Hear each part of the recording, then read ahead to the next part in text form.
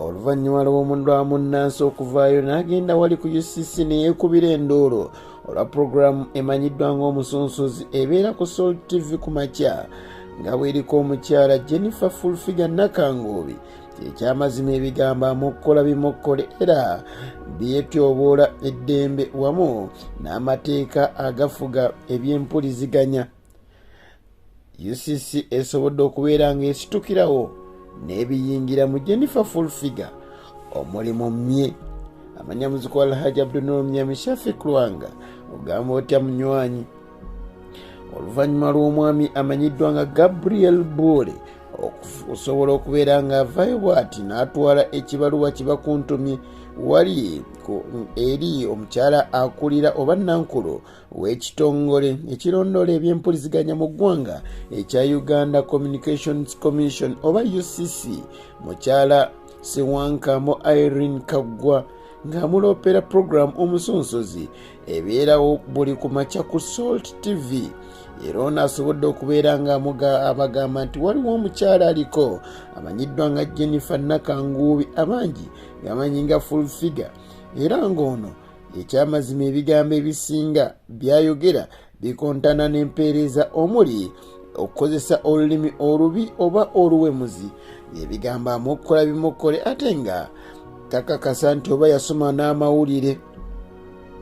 Okwawukanako n'ekitongole kya poliisi ekizikiza omuliro ekya Fire Brigade, Uganda Communications Commission oba UCC we yafunye ekibankaluwa kino yasobodde okubeera nga yayise mu bwangu ng'ow'ekkanzu asala ekkubo era bwetyo n'esituka bwantoogo anti obw'emmuli bufa ennyingo neeyolekera wali ku Salt TV era neeyisa ekiragiro ekiyimiriza puroguramu eno okutuusa nga yeetereezezza.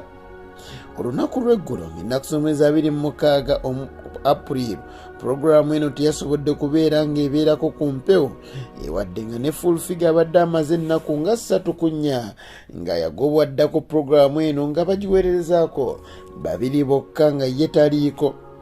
Puroguramu eno ebadde eyogera ku byabaddewo olunaku oluba luyise, gattako n'ebisuubirwa okubeerawo wamu n'okubaganya ebirowoozo ku mpapula z'amawulire n'ensonga endala nga z'onooyite za current affair.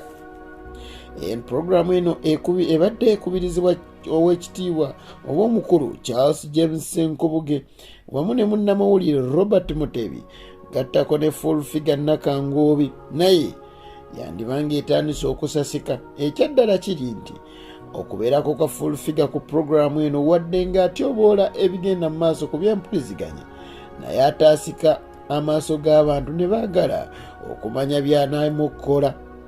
Fulfiga tumwagaliza mirembe myereere anti yandibanga buno obudde ali mu kuwummula. Katulinde tulabe wawaanadda anti ne mu banywanyi abya Vision Group yavaayo dda.